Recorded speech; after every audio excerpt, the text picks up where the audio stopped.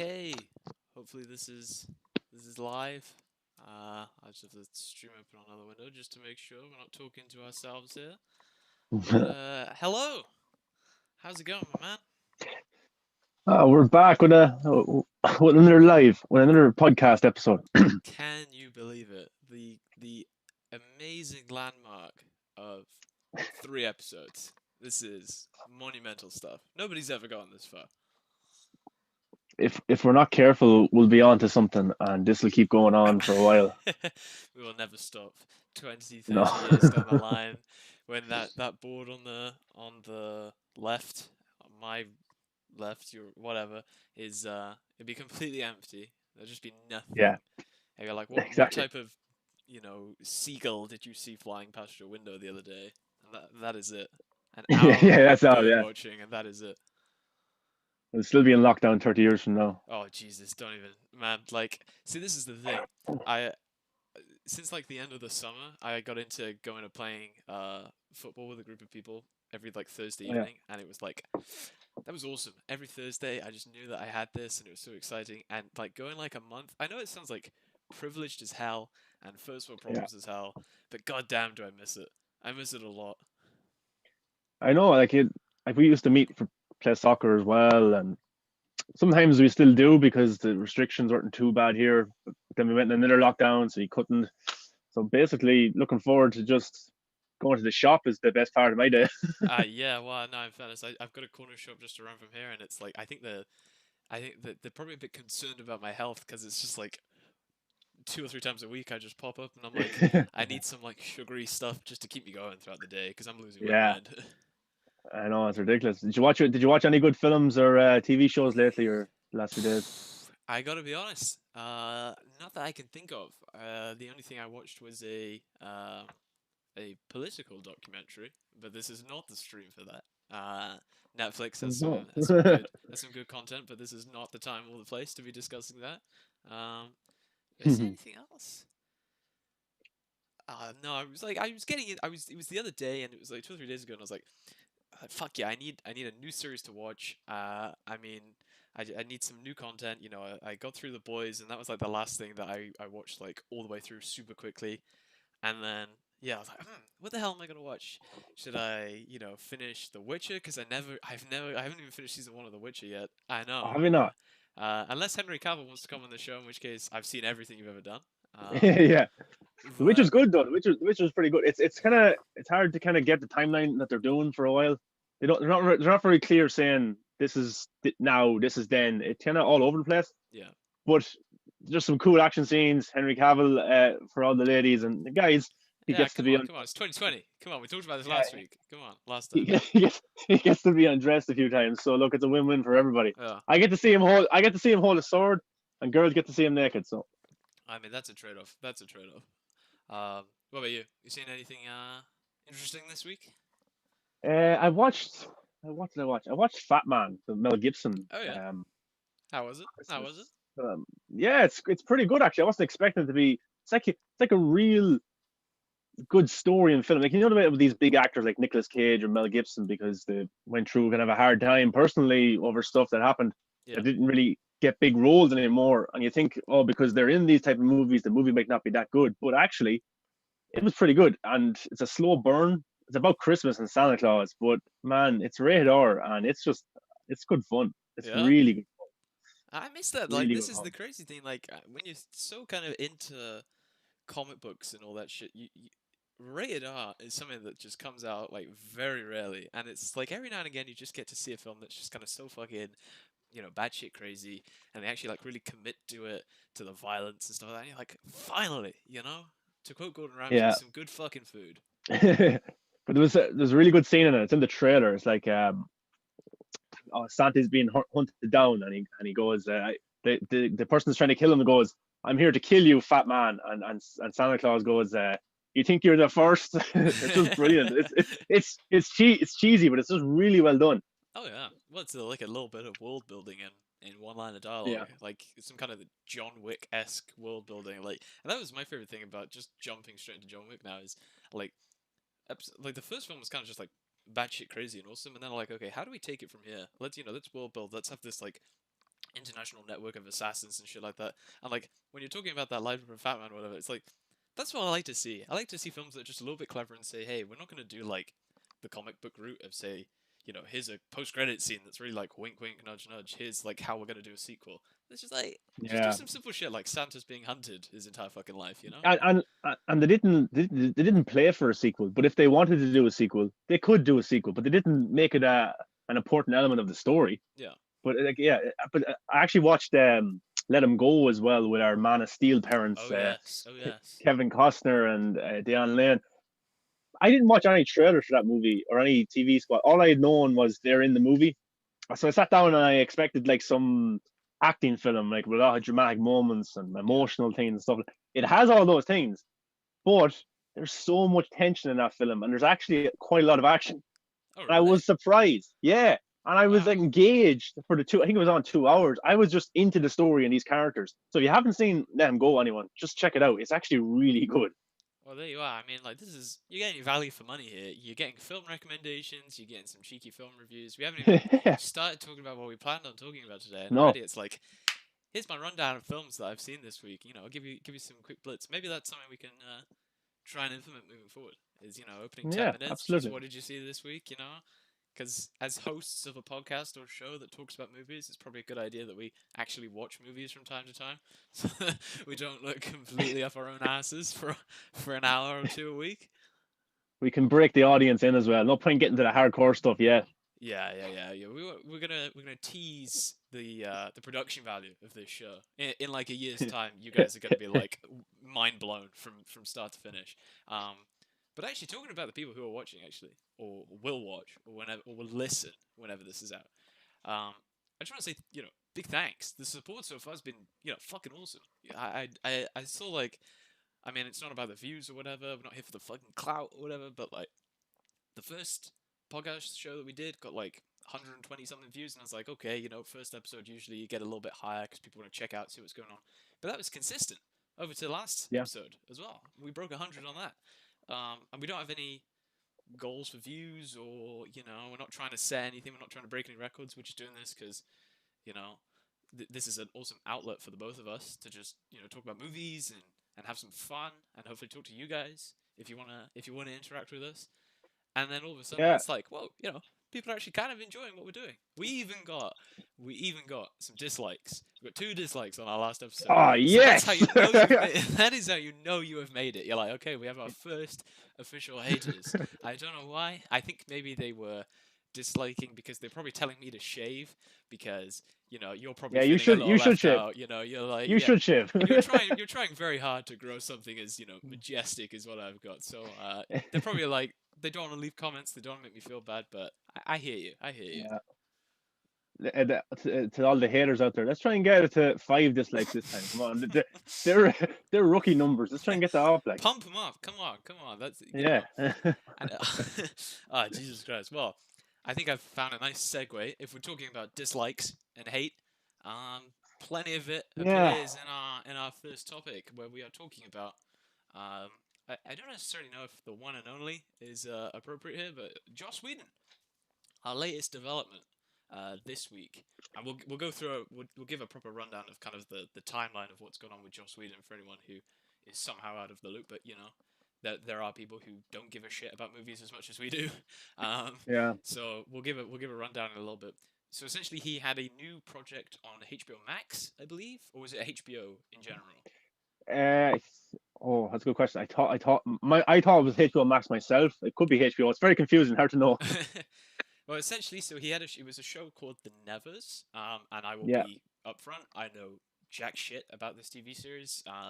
The first I heard about it was when Joss was first attached, and there was a kind of a bit of a conversation boiling, like, oh, given everything that's going on, he shouldn't really be attached. And it's kind of culminated recently. Well, it was yesterday, I believe, where yeah, he has supposedly stepped down from the project. But as we are aware, there is an ongoing investigation into him and the set of Justice League when he was in charge. And he has kind of one by one dropped off different projects he was attached to, starting from a Batgirl solo movie way back when to this new show that he was seemingly at the helm of. He is now kind of just being picked off by by his projects. So, what is your take on this before we get into like the timeline of what's gone on up to this point? What's your kind of initial Yes. reaction? So it kind of broke last night, I think, with Cinema Blend.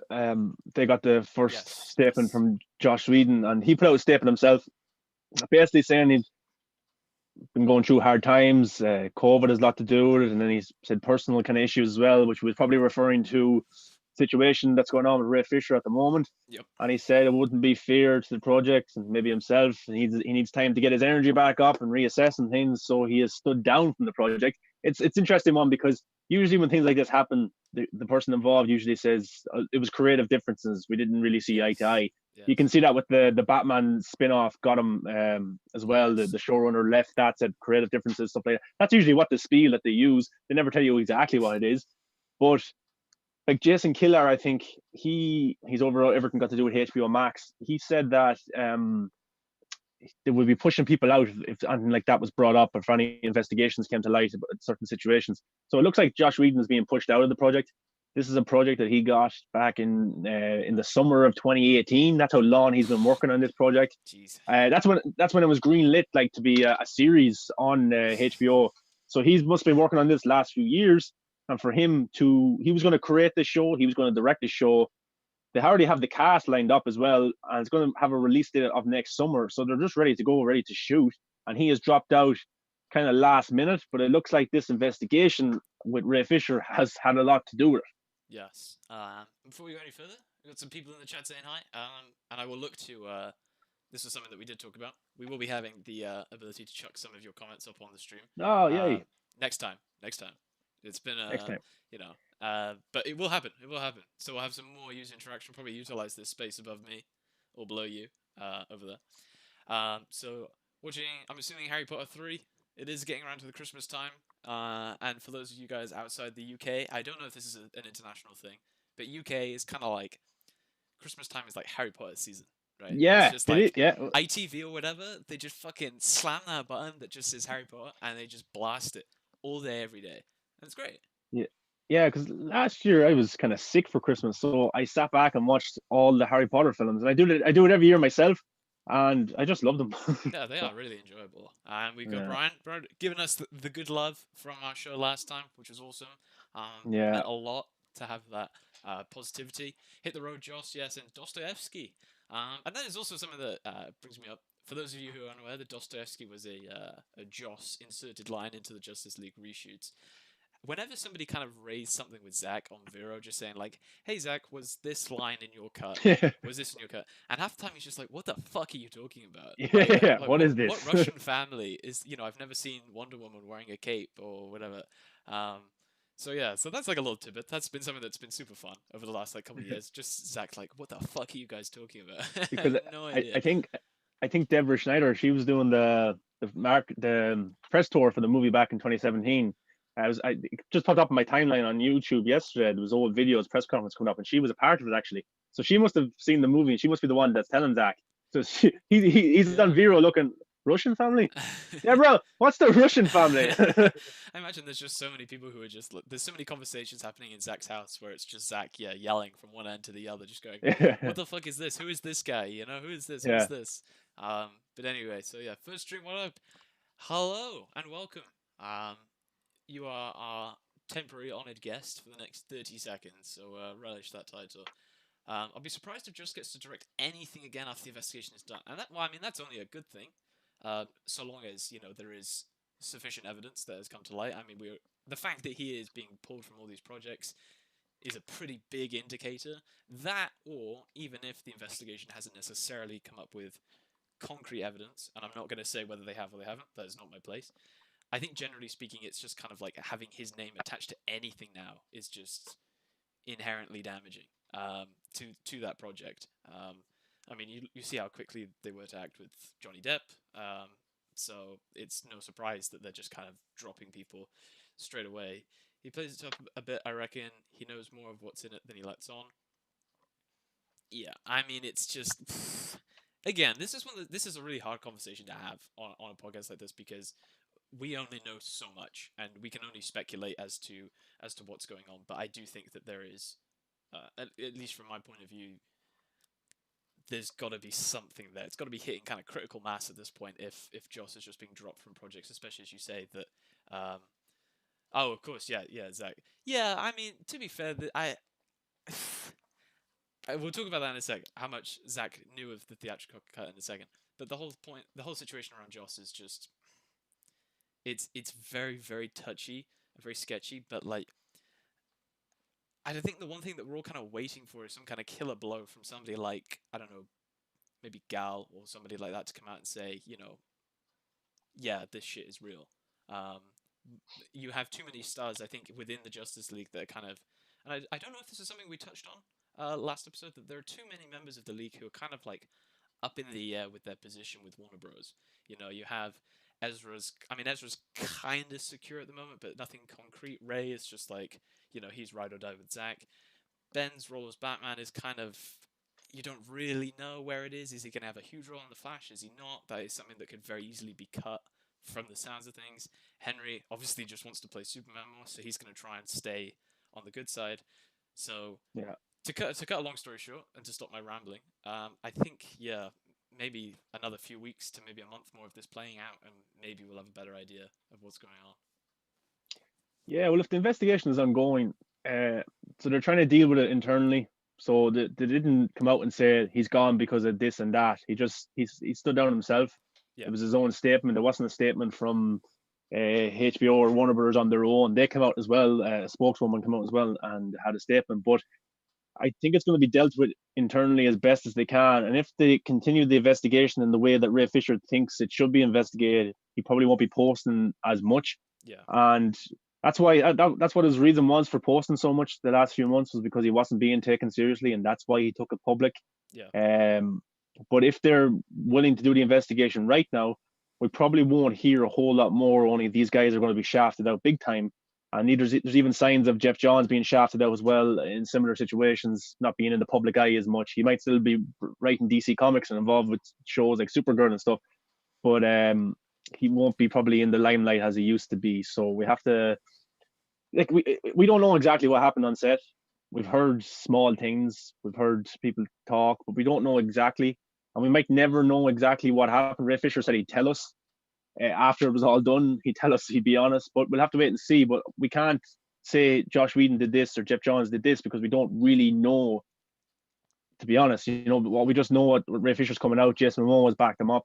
Certain people have backed him up, and I believe Ray Fisher. I don't think he'd lie about any of this yeah, stuff.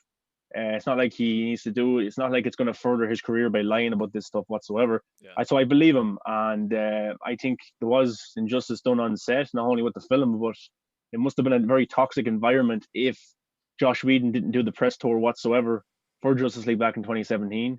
yeah, If Zack Snyder didn't want to disown the film completely, and you got Jason Momoa backing him up, so I'm pretty sure things did happen. yeah. But I don't know. I just think we'll have to wait. It's a waiting game, and I think they'll try and sort it out before the marketing really hits hard for Zack Snyder's Justice League, so that doesn't overpour on top of that. Yeah, I think that's kind of one of the main areas of concern. Is just obviously like the when the media attention ramps up, there will be. I mean, I can guess that companies like Warner Bros. Will be saying to reporters, don't ask about this stuff, and reporters will be saying, okay, well, I don't want to get blacklisted by Warner Bros. from all the future shit, so I'm gonna play by the rules. But you could very easily see some interviewer out there just going, so do you want to talk about what happened with Joss on set, and all of a sudden somebody slips something out and it causes chaos. So yeah, I do think there needs to be some kind of not expediting of the process, because this is not something to rush, but there is definitely gonna need to be, in my opinion, some form of resolution before Justice League really kind of starts to head into that promotional tour, because it will just be kind of like a dark cloud hanging over the whole promotional thing. And yeah, I do fully agree that the statement was an attempt to save face, because this was something we saw quite a lot whenever, as soon as Ray came out with a new interview or a new comment, a new tweet or whatever, instantly there was some kind of diversionary post, a new article that says, oh, look at this, look at this, look at this, or, here's somebody else saying that Ray's talking complete shit. I think like biggest example we saw of this was um, when I think it was when he first name dropped John Berg and Jeff Johns together, and they instantly replied about, John instantly put out a statement that wasn't kind of really responding to it, and he was saying about, the Booyah line.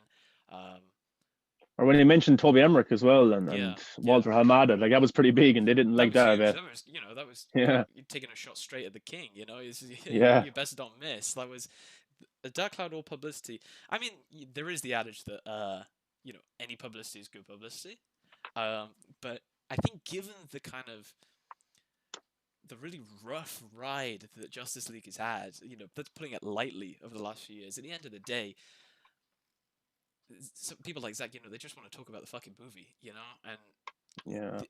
the idea that you would, I don't know, it's really hard It, to it tell. I'm like, every time I think of something, I'm like, I can't quite like commit to saying like, yeah, it'd be a really good idea to actually maybe bring in this discussion, because if you're bringing in, this is if it's a discussion about racial difference, a difference in racial treatment within Hollywood, that is a very fundamental conversation that absolutely needs to be progressed and see the light of day.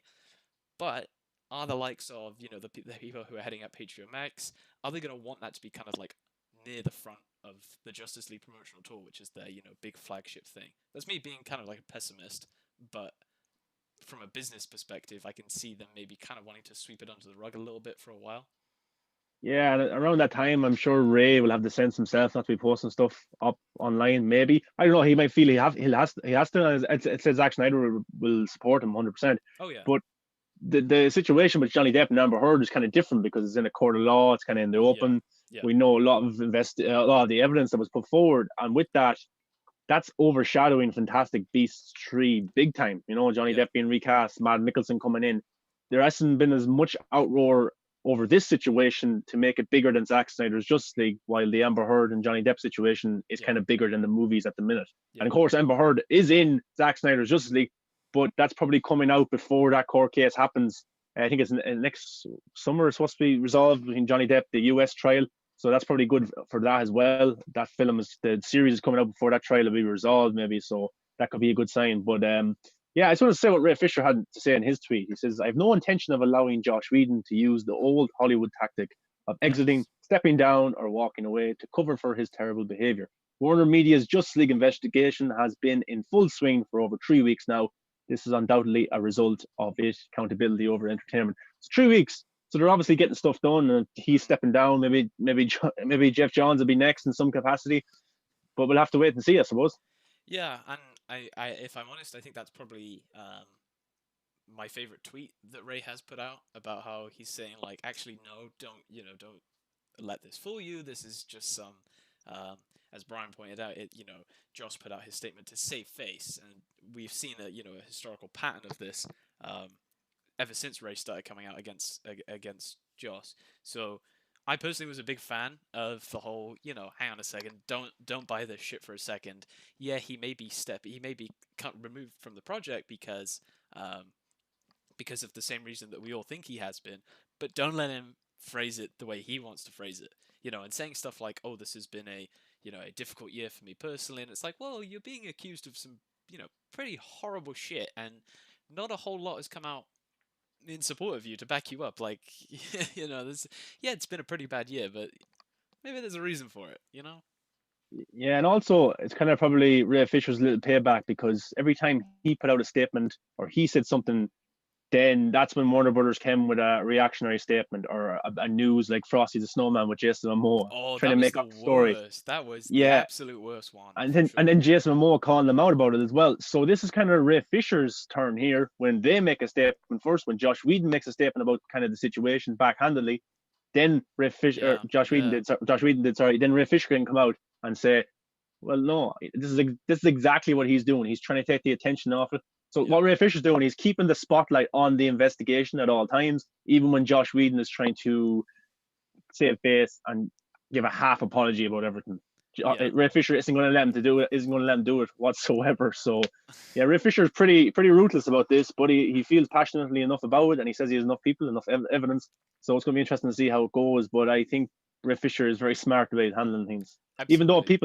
Even though people say this will um, be a bad impact on his career, maybe, but he's deciding to do it. He said he doesn't care. I'm sure Yeah. he'll be fine. He'll be in Zack Snyder's Justice League. I'm sure he has money from the first film. I'm not saying he's well off or anything, but I'm saying that he'll be fine as an actor. He's a theater trained actor, so he will always get work in that capacity. So I Yeah. think he's not too worried about that. And I think the kind of obvious retort that maybe if Ray was here to talk about this, he would say that obviously there are some things that are way more important than my career, and taking removing somebody of some potential toxicity of who's been accused of all sorts of shit and making an incredibly hostile work environment. Um, Maybe it's worth. It speaks levels about Hollywood as an industry that somebody could have to potentially sacrifice their own career just to remove somebody who is, you know, being accused of the sort of stuff that Joss is being accused of.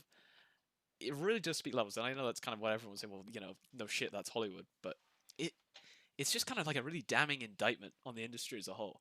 And I don't know, maybe the streaming world can maybe bring a new dynamic to play. There being maybe more opportunities for people to get involved in the process. I don't know. Maybe that's just me being a bit of an optimist, but it is just it's fucking crazy. That's all I can say, really.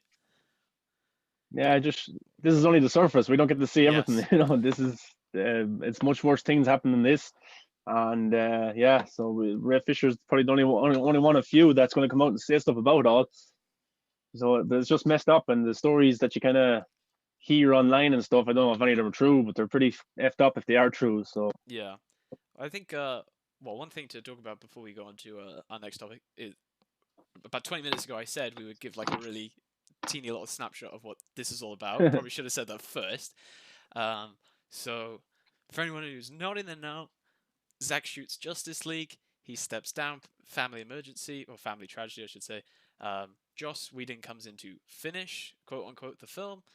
Comes in, and it's found out that, he drastically reshot and rewrote the overwhelming majority of the film, cut out a huge amount that Zack had made, and then accusation after accusation, primarily led by Ray Fisher, who plays Cyborg in Justice League, an actor of color. It is explicitly worth pointing that out because that's very important. Um, so the set was a very toxic environment. There is a plethora of accusations against Joss of discrimination.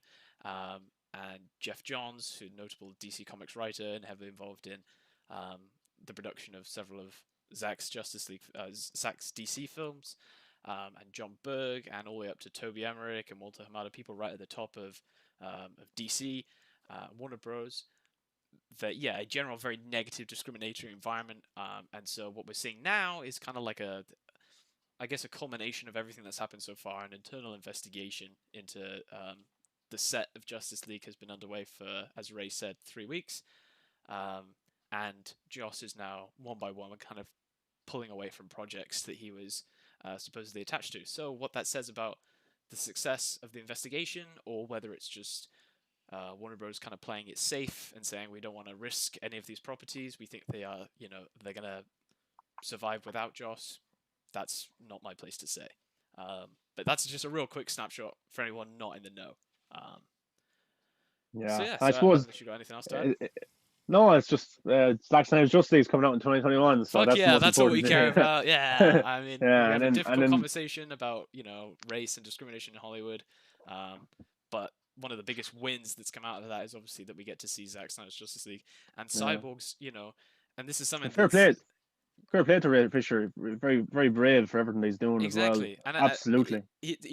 the point I'm making is that that's come at, it's like a twofold victory for him because of the fact that Zack Snyder's Justice League coming out is a big win for a lot of people, but personally for him, given everything that he had to go through, that he is, raised, that actually occurred to him, the fact that his, biggest role ever has been restored to its rightful glory, it is, its rightful position. So his actual performance can be judged for all its pros and cons, whatever they may be. That has to have been a fantastic feeling. I think Zach called Ray. He was like one of the first people that he called to say it's actually happening, and God, to be a fly on the wall when that conversation happened, Ray Yeah. must have been on cloud fucking nine. It's pretty cool because Ray was a big part of the writing process for Cyborg, the Mm, character development with Chris Terrio, yes, with Zack Snyder. So he had a big part to play in it. And Zack said he's the heart of the movie. So I can't wait to see the real interpretation of Victor Stone through Ray Fisher's character, through his acting. And I can't wait for that because he definitely was done dirty because he didn't get a solo movie to show people what he could do. He didn't get a Batman v Superman to show people what he could do. So finally, him and Ezra Miller will finally get their chance. exactly. So that is a very interesting conversation, and I'd be more than happy to revisit this when the investigation brings more evidence, brings more results to light, because it's Yeah. something that needs to be monitored. Mm. So yeah, so on future episodes, I hope he gets more work out of it. Exactly, that's a huge thing. Zack's Justice League is a big, big win for Ray personally.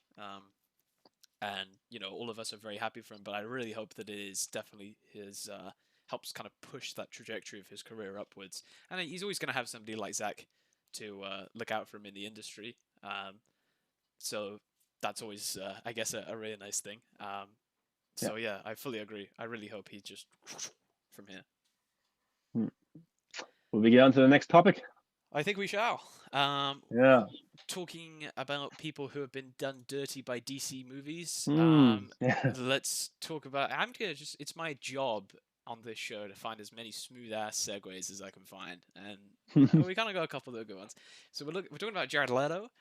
Yeah. Obviously, we know that he was contacted by Zach to come in for the additional photography for Zack's Justice League that he shot in the last month or so. Pretty much everyone's kind of worked out, and I'm fairly sure it is 100% confirmed that it was for the purposes of the nightmare future world that we see in Batman vs Superman. Um, for those who need a brief reminder, it's that scene where Batman's wearing a badass trench coat. That's all you need to remember. So Yeah. hopefully we're going to get more of that kind of that futuristic world, that vision, and potentially seeing Joker and Batman side by side, but who knows? And all we've kind of heard in terms of how he's going to look is that he's going to have this kind of road weary Mad Max vibe. So what we're planning on doing for this section is just kind of speculate. What the fuck does that mean? You know? Yeah, and I'm looking forward to it. Like it is nightmare sequence because it that he brought back Joe Manganiello, he brought back Amber Heard, so that's what it's all pointing towards. Ben Affleck was back as well, so yeah, it's pointing towards that it was the nightmare sequence, and yeah. So Zach said it's a road weary Joker, which is very interesting. Grace Randolph said it's very video game like, not in how past incarnations of video game characters of Joker has been, but it's something new brought to the character that we've never ever seen before. And yeah, there was pictures going around of Jared Leto. He had his eyebrows shaved, but he had a little bit of a stubble of beard. He had long hair. So my prediction is that we'll see a long haired Joker with a little bit of stubble. That's my prediction. But Grace Randolph, who has seen a black and white still of Jared Leto's Joker by Zack Snyder showed it to him, showed it to her before their interview. Well, she was on Twitter last night, and people were asking her, Grace, give us any hints about what Zack Snyder's Justice League Joker looked like, and she gave two emojis, which was a emoji of a police officer in a uniform, and then an ambulance. So that got people like, what the actual f does that mean? And people were speculating, is it the Suicide Squad look he had at the end of the film when he took Harley Quinn out? The SWAT But uniform, yeah. yeah, Grace Randolph said no, because there was another question: is the new look consistent with the gangster Joker, or are they ignorant of his Suicide Squad look? Grace says it's totally different, a totally different look. So what kind of look are we going to get? What kind of look do you think we're going to get, or what kind of look would you like to see for this new Joker?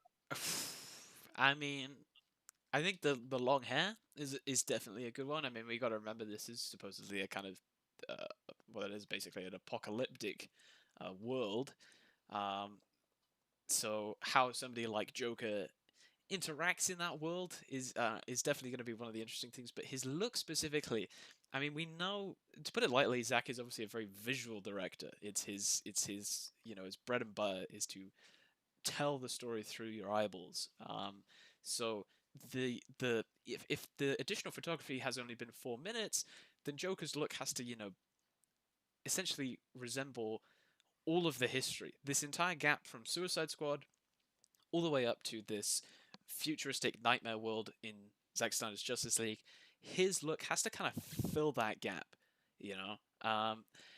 In terms of the hints that she gave, I really don't know. I remember seeing one tweet where somebody suggested like it would be awesome if maybe like Batman found Joker in like the ruins of Arkham Asylum or something like that, and I'm like, in Yeah. 4 minutes of additional photography, I mean, my mind would explode if that was true, and we actually got to see that. Um, but the Did you likelihood s- of that, did I you don't know. s- did you see the GIF that was sent to Grace and she says getting warmer? Did you see what the GIF was? It was the hospital scene in Dark Knight, wasn't it? Yeah, and that had me kind of nearly in love because I love Heath Ledger's Joker. That's my favorite film, my comic book movie of all time is The Dark Knight. And so Heath Ledger, of course, in that scene, he blows up the hospital. He's in a nurse outfit. Yes. Grace Randolph said that's getting warmer. My man, my friend Naveen Shankar, he asked that question to Grace, and she said getting warmer. So is that here? Stay with me now. Is this he's mourning the death of Harley Quinn? Maybe, and he's wearing her old psychiatrist jacket or something, and her name is on it Okay. over Okay. his. Oh, maybe he's shirtless underneath, but maybe he's wearing some badass Mad Max like outfit, but he also has the psychiatrist coat on or something like that. Maybe nurse, psychiatrist, kind of similar, look after people, things like that. Maybe I don't know. That's kind of another theory I have. I mean, that sounds pretty good. Before I respond to that, just want to say hi to Sickness, who's just dropped by to show us some love. Hello. But we will remember the fact that you're not staying around for the whole show. We are gonna remember that big time.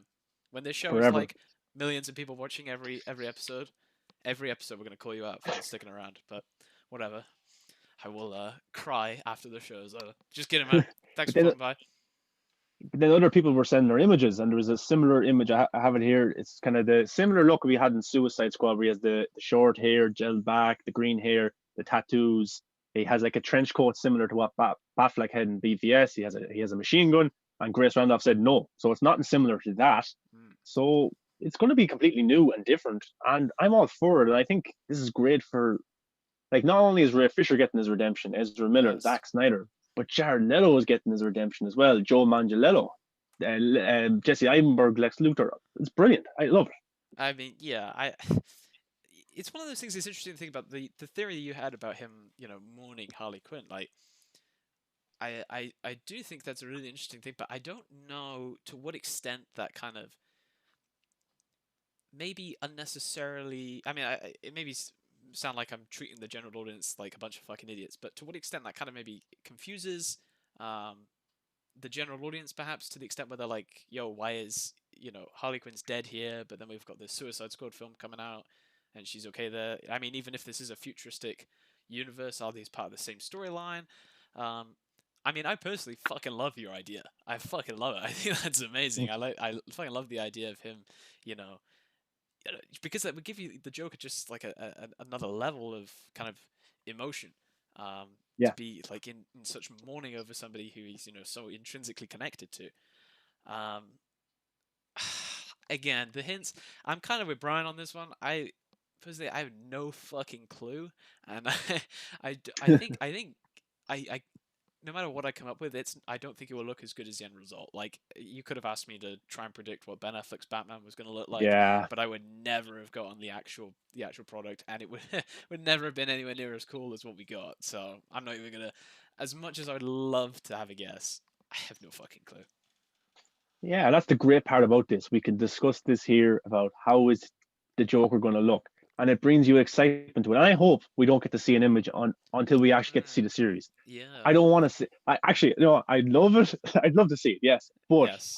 I want to wait till the movie as well because Zach wanted to keep this a secret that Jared Leto was in the movie, Hmm. and it came to light, and it's out there now. Okay, so try and keep as much secretivity as you can. If it's going to look really cool, and it brings engagement, it brings more discussion around Zack Snyder's Justice League. Jared Leto, an Oscar winner, is in it. How Hmm. much is he in it? What kind of role is he playing? What timeline is it set in? What is he working with Batman? Is he working with Darkseid? These are interesting questions to have going into it. But I'm sure, like, if people are raving about it, and there's only a small circle of people who have seen the actual image and know what he looks like, and they're raving about it and they're talking about it, it must be pretty cool. Yeah, and I mean, especially given the kind of I don't know if put this sadly, the kind of the background that Jared Leto Joker has, it hasn't exactly had the warmest fan reception, but we obviously know that, as David Ayer has said, with the studio interference with Suicide Squad, Jared was the one who suffered the most from that interference in terms of how much of his screen time was cut down. I mean, essentially, people are judging Jared's Joker over like a 5 minute performance, which is just insane. It's Um, it's basically a cameo. yeah, I mean, it is a glorified cameo, and people are like, "Oh, he's the worst Joker ever." And I'm like, "You've hardly seen him, Give him a shot." Yeah, Um, you know, I don't know. I would I personally I'm kind of in the same camp as you. I'd love to not see it. But if it's like maybe something else that he releases at 500K as a way of saying thank you for $500,000 yeah, for yeah. suicide prevention, then it's like I'm not going to be able to go from now until watching whatever part of Justice League it comes out in and not see it. It's just going to pop up in my timeline. Yeah, and it's what was I going to say? Oh, like I'm fascinated by. It's probably only a few minutes, maybe a minute, but I'm fascinated by the relationship between Ben Affleck's Batman and Jared Leto's Joker Oh yeah. in the Snyder Cut. Because don't forget, Jared Leto's Joker has brutally killed Robin. He has killed Batman's son. You Yeah. know, the person he cared about probably most in the world.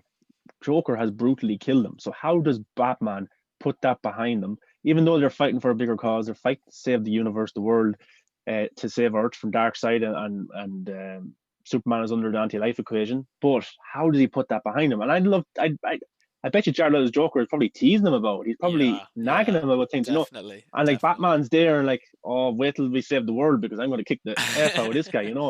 But you also got Joe Manganiello's Deathstroke, but we don't know what they've done before.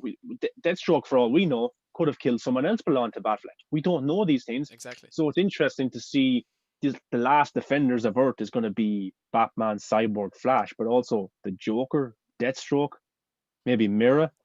It's cool. It's cool to think about it in this Mad Max style world with Mad Max style outfits. I'm fascinated by it, and the nightmare sequence in Batman v Superman was 5 minutes, so I'm hoping this one is 5 minutes as well or longer. But Yeah. I actually can't. That's the one thing I'm most looking forward to is the nightmares timeline. But that is actually an interesting point because one of the things that I think has been completely absent from any of these discussions since additional photography has come out is okay, this extra stuff with Jared and Joe, whatever, your Joker and your Deathstroke, totals around 4 or 5 minutes. But that's not including the nightmare stuff that's already in the movie. Like there could be 20 minutes of nightmare Yeah, stuff yeah, in the film already, and then it's just like he's managed to insert like 5 minutes. I mean, you see what he's done with Army of the Dead. Chris D'Elia, I believe, had to have been yeah. replaced by Tig Notaro, I believe her name is. Um, they basically just digitally removed him from the film, and any shot where he's in it, they've inserted her instead. So whether that 5 minutes is a solid 5 minute scene, or if it's Joker and Joe have been Joker and Deathstroke have been inserted into the backdrop of a scene where Batman's like taking down a bunch of parademons, could be stuff like that. But all of the discussion around this additional photography for the nightmare scene has just got me really fucking excited to see what nightmare stuff is already in the movie. This is 4 hours long. You know for a fact that Zach went, hell yeah, let's have a fucking 10-minute nightmare scene. That I fucking love to see that. I never actually thought about that before. I thought the nightmare sequences for the additional photography was what being done. I never thought that they could possibly have done other additional or other scenes in the nightmare universe. Mm. So yeah, you have me even more pumped now. I actually didn't think about that once. Like what could have done, and it's cool. Like I wonder will we get something like the Watchmen opening that we got Mm. in Watchmen. That was one of the best opening sequences ever. Ever. So to see that again with these characters would be a little bit repetitive, but it would be badass. It would. It would. I mean, how are you thinking? Like as like a montage like midway through the film that shows how they got to the nightmare sequence, or a But whole sequence set in the nightmare future? them defending themselves against parademons, and you kind of go from one side to the other. You got Batman fighting here, one shot, Hmm. then Joker doing something, Joe Manganiello doing something, Mira, just one shot, one shot cam, and you get to see that whole sequence or something, and then it just cuts to black, and then the movie starts or something. That'd be pretty cool. I mean, like it would be really cool to see. Actually, there's probably something that could be done. Maybe if Justice League 2 and 3 get released, is that somebody could then do like a fucking supercut, like Watchmen style opening, using Man of Steel BVS and the Justice League trilogy, snippets of Yeah, those with the song, and yeah, how we went from Man of Steel to this nightmare sequence. I mean, that's definitely a project for somebody in the future, if they're listening. All the best yeah, ideas come from this show. yeah, exactly. And we get any money that's made from it. So Yeah, we're already rolling in it right now. We just it's a bit of a slow week, so we want a little bit extra coming in. No biggie, no biggie. yeah, that's it. I want to get a nice jacket for winter. I was gonna say you're looking a little bit cold, so maybe we Yeah, just gotta compensate the like shave. this. You gotta shave that off, and then you can get Yeah, a jacket that'll keep you warm. get a bit. Every episode from Yeah. now on is just gonna have like a little segment where we talk about how maybe at some point you'll shave, and then that's it. Well, some guy in the comments go, "Cool boy 1 2 3 4" goes, "Viking, it's time for you to shave, man." And Oh, well, there like, you go. There you go. The are you crowd is trying demanding it. are you trying to hurt my feelings or something? This is part of my identity. Do you know what? Do you know what we'll start doing? We'll start the other way. Baby Yoda. They're outselling all the little Baby Yoda teddy bears and action figures. What we'll do is I'll shave and we'll sell little small Viking figures. Baby Viking. I mean, yeah, I mean, opening up the merchandise for the movie buffs. Yeah. I think that's a good idea. We'll have little tiny baby Vikings.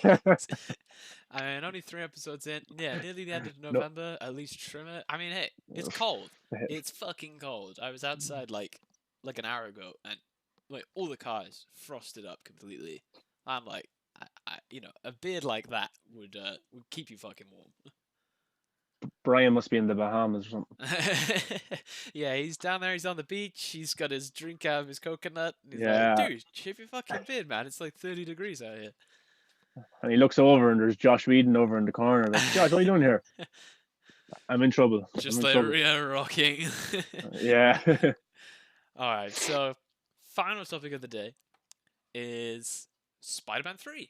I think this is the first time that we've, in 3 episodes, we've had a proper big Marvel segment as we approach 50 minutes. This is all intentional, and Marvel gets like 8 minutes at the end, and they're like, "Right, Yeah, fuck that's it, it. no, we don't have any time." Ah, we're kidding. We are both very big Marvel fans, of Yeah. course. Actually, there's probably a good thing to talk about before we get into Spider-Man 3. What would you say out of we'll go for MCU rather than all of Marvel. What would you say is your favorite MCU movie? MCU. Okay. I actually really liked what they did with Infinity War. Hmm. I thought they took a lot of risk with the story. They were willing to kill people off. It actually felt like there was something at stake in the story. And it's not like I'm a depressing person that loved the ending where People need to everybody died. die in my Yeah. movies. But it felt real and it felt like there was actually consequences for their actions. Star Lord makes a mistake, it leads to people dying. Hmm. Tony can't save Peter. You can feel it. And for me, Iron Man 1, Winter Soldier, and Infinity War are probably my favorite of the whole entire franchise. I got a lot of hate for this. I like Thor Ragnarok a lot. Thor Hmm. 3. I actually really like that. I thought it was really well done by Taika Waititi, even though he gets a lot of hate online and stuff. I actually like Thor 3. But I thought they let me down big time with Endgame. Me personally, I just thought they went back to that goofy comedy stuff. They made Hulk a joke, but Infinity War for me, I love that film. It's really like imagine we were supposed to get Justice League with Zack Snyder and then get Infinity War a few months later, and we were ruined of it. Several But years ago, Infinity, several yeah, years ago on Facebook, I remember posting a message to one of my friends saying they've just announced Justice League 1 and Justice League 2 will be in the same years as, Infinity War Part 1 and Infinity War Part 2. And I was like, oh my god, this is perfection. And now here we yeah, are. We've had Infinity War, we've had Endgame, and then we get Zack Snyder's Justice League next year. I'm like, alright, we finally got it. We finally got it. yeah. But some of my favorite Marvel films have been outside of the MCU. So you got Spider-Man 2, X-Men 2, Days of Future Past, Oh, Deadpool 2, Logan. Those are actually really high up there for me, especially Logan and Days of Future Past.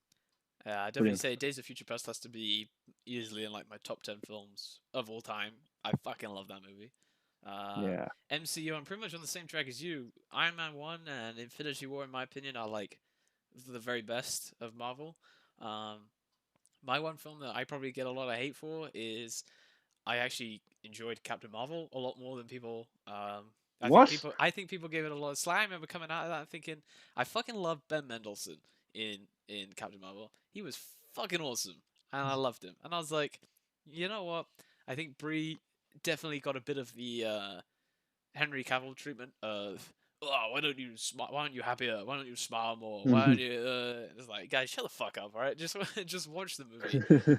So it's one of those ones. I wouldn't say it's the greatest of the MCU, but I was pleasantly surprised. I will say, in terms of yeah, outside the MCU, exactly the same.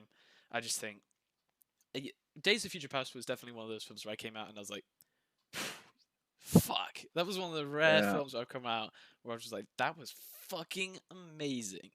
yeah, Um, but brilliant. yeah, Captain Marvel, yeah. Oh, well, if you're comparing Captain Marvel to Wonder Woman, it's no question whatsoever. Wonder Woman is just like, I mean, I'm not a woman, so I wouldn't be able to. I don't have proper authority to say this, but I would think from a feminist perspective, Wonder Woman was light years ahead of Captain Marvel.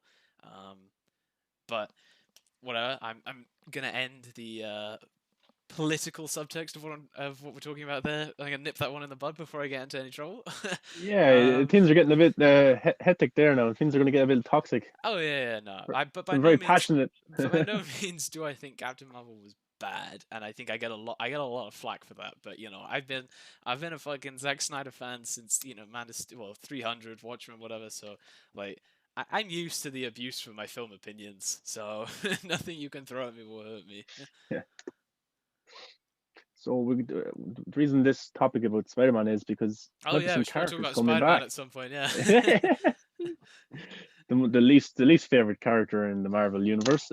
Well, I mean, actually, as a side note, I do want to say you mentioned Spider-Man 2 earlier, and I completely forgot to agree with that. Yes, Spider-Man 2 is easily one of the best comic book films ever made, in my opinion. But yes, carry on. Spider-Man 3. Now we're talking about with Tom Holland. Yeah, I just want to say Brian was saying Thor one, some of the fish out of water, Earth stuff didn't do much for me. The rest though, the best Thor has been for me. This we got such a diverse range of Yeah, viewpoints. I said I kind of like Captain Marvel, and Cool Boy said it was mediocre. And then you're talking about Thor Ragnarok you like, and Brian's talking about how much he loves Thor 1. This is such like a melting pot of it's positivity. good. We can talk about and we have different opinions, but we won't hate on each other. That's the most important thing. Yes, that is true. Viking Far From Home is the worst Spider-Man film, and a lot of people say that.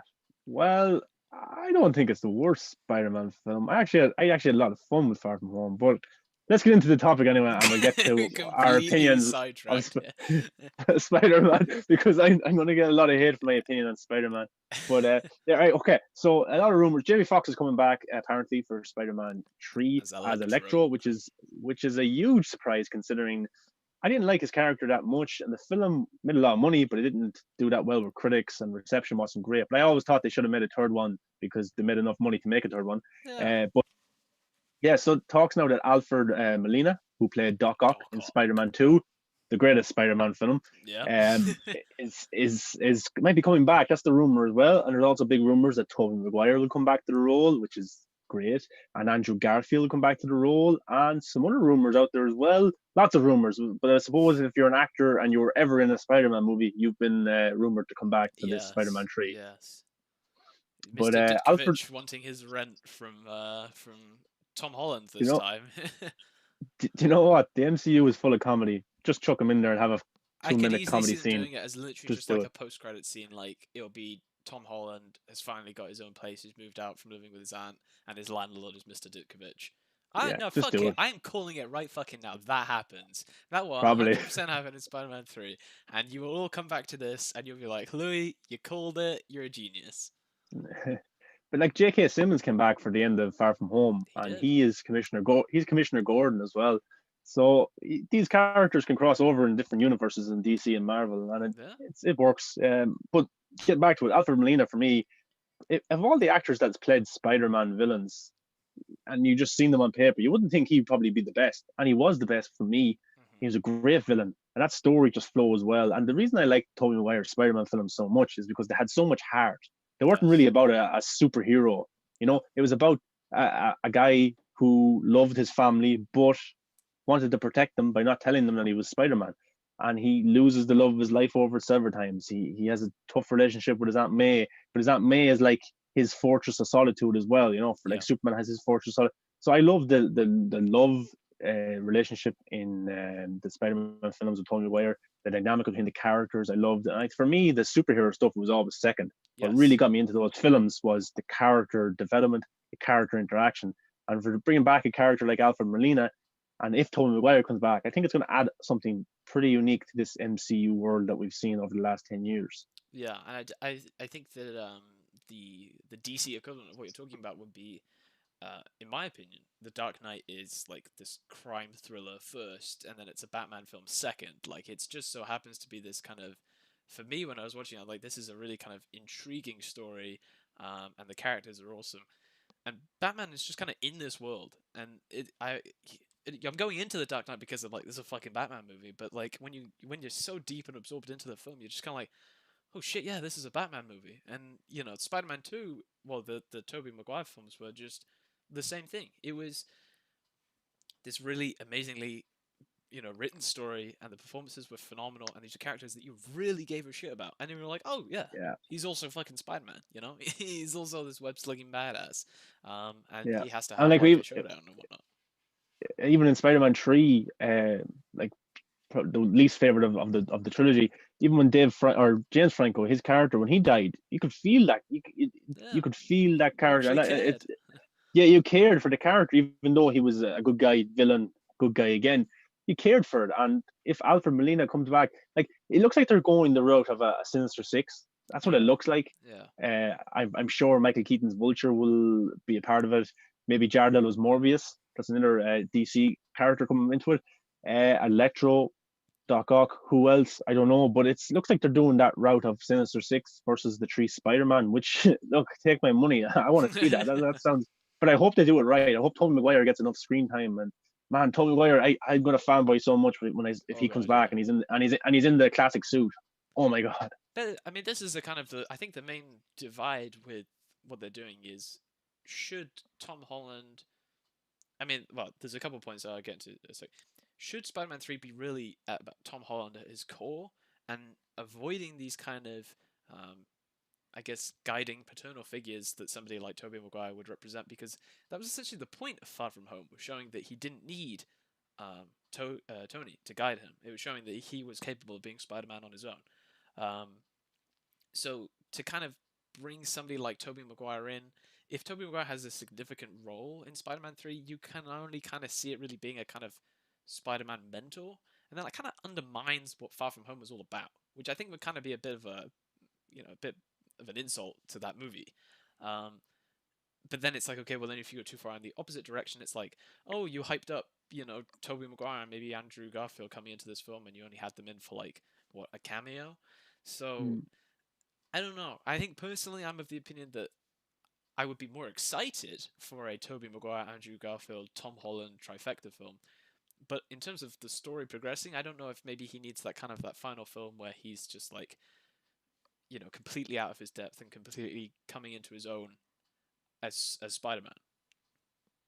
Yeah, that's kind of it would be the like it's his third movie, it's his trilogy. You think by the second movie he would have been started to be coming into the role, because at the end of Spider-Man 2, you can see Tobey Maguire's Spider-Man has really become Spider-Man at the end of that film. You can see, and he goes off, and then by Spider-Man 3, he is used to being Spider-Man and he's able to hold his own. But in those Spider-Man movies, he never really relied on anyone else to help him Yeah, and to teach him a way. Okay, he had Aunt May, but he also had his experiences that taught him a lot.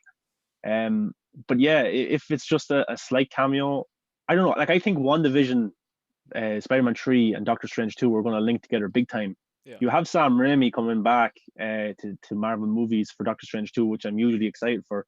And I find it hard to believe that Tommy Wire won't show up in that movie. I think he will big time show up in that movie. Yeah. Maybe it's even a small role, but I think you're missing an opportunity there to have Sam Raimi direct Tobey Maguire again as a Spider-Man. But I'm genuinely excited for Spider-Man 3 to Oh, see hell how they yeah. work all these characters in together. And people are saying it won't work, too many characters and stuff. Maybe that could happen, but Marvel has a good track record with putting huge amounts of characters in movies. Yeah, Look at they the can do Avenger it. films. Civil War had a lot of characters in it, and it Yep. worked pretty well. So I'm sure they have it outlined. I'm sure it's going to work, but it looks like a Sinister Six is going to be brought into it in some capacity, and I hope we get to see the three Spider-Man together in the suits working together. And Tobey Maguire for me could be maybe a comeback for him, and if he could get a Robert Downey Jr. like role in the MCU, that'd be pretty cool as well. Yeah, and I mean, well, if Into the Spider Verse obviously shows that they can very easily take a new character and then introduce a fuckload of other characters and still make you care about that central character. So, I mean, Tom Holland's coming into this on like 4 movies rather than, Yeah, Miles, who was introduced in Spider Verse. So they definitely know what they're doing with bringing in a shitload of characters into one film. But it's how that kind of corresponds with Tom Holland's arc as Spider-Man is a different thing. It seems Marvel have like a really weird record with a third Spider-Man movie. Spider-Man 3, yeah, the least favorite of Tobey Maguire's films. Andrew Garfield didn't get a third one, and now Tom Holland's third film isn't necessarily specifically about him, but about the multiverse stuff, which is cool as fuck. Don't get me wrong.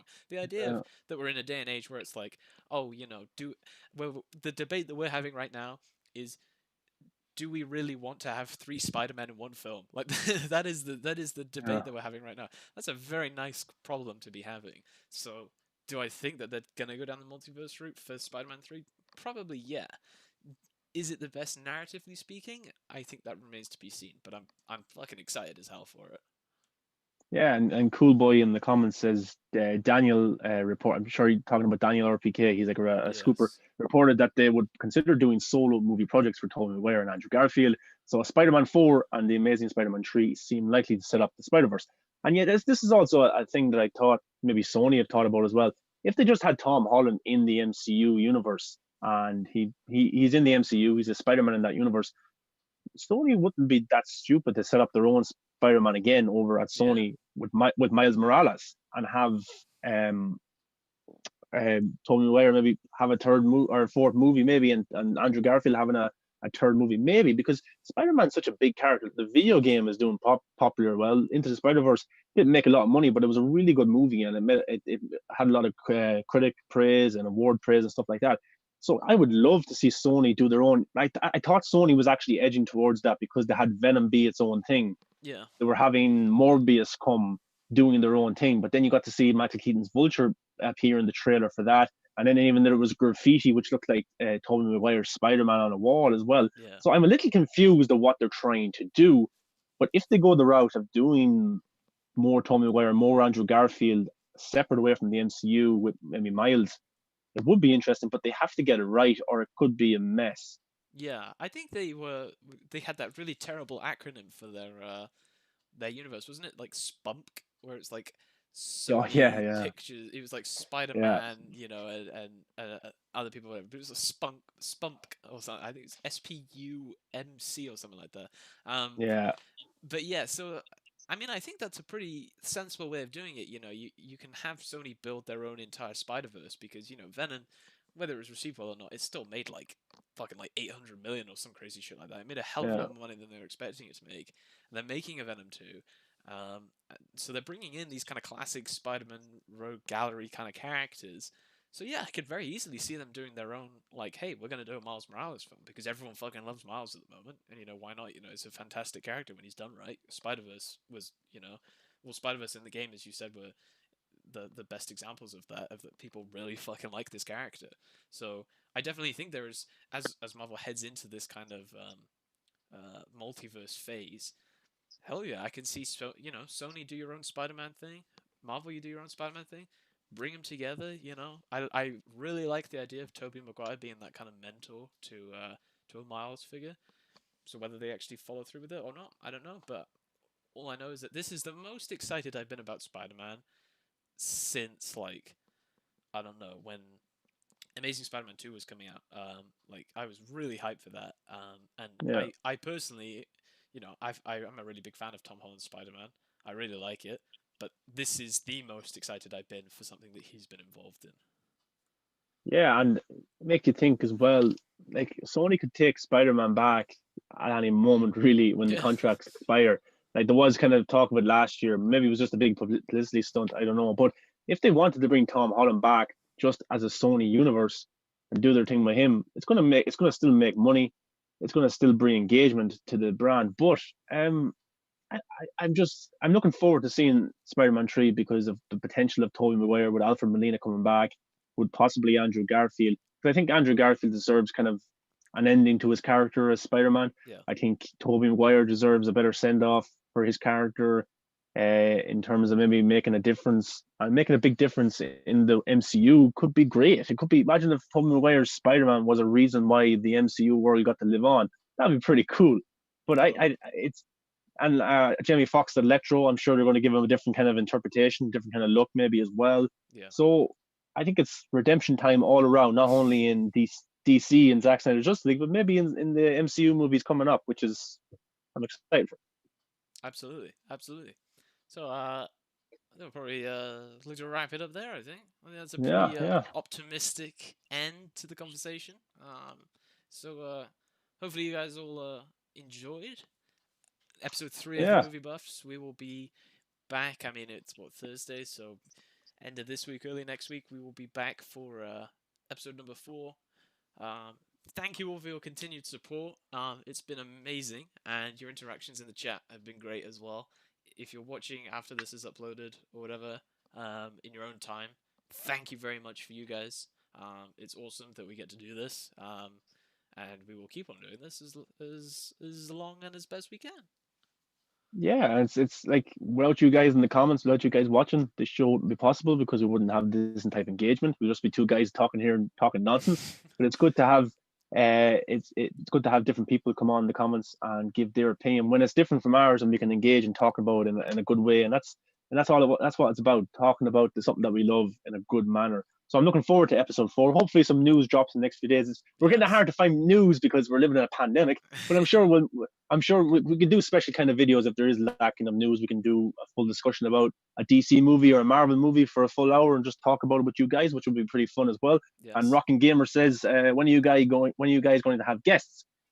Well, hopefully in the next few weeks we'll have some guests who have been a part of movie productions, maybe who've been around certain actors, maybe because I know a few people that might come on. So we'll have to see, but we'll definitely let you guys know within 2 or 3 days before that happening. But yes, thanks for watching, guys, Yes. and thanks for subscribing. And it's good fun, and I appreciate you guys giving us your time. Yes. And Rocking, I will say, like, without getting into any specifics, we are working to get guests. That's for sure. It's not like we're just like fuck it, let's just talk for an hour or whatever. We are actively seeking out guests, but we can't get into too much because we don't want to jinx anything or whatever. But yeah, hopefully, if the dominoes fall in the right direction, we could have some great stuff coming your guys' way. So yeah, thank you all for everyone who watches, everyone who tunes in, even if only for a couple of seconds, and then realizing you have better things to do with your time than to listen to us. It's great to have you guys all stop by. Thank you, Rocking Game, for saying this was fun. Thank you, Brian. We will indeed. I was about to thank you then, as I saw you pop in the chat. I'm like, wow, Oh yeah, thank yeah. you, man, thank you. That guy's great. We should have him on sometime. I'm not too sure about that. Don't get ahead of yourself. Don't get ahead of yourself. All right. Well, peace out, everybody. We will see you when we see you. Bye. Bye.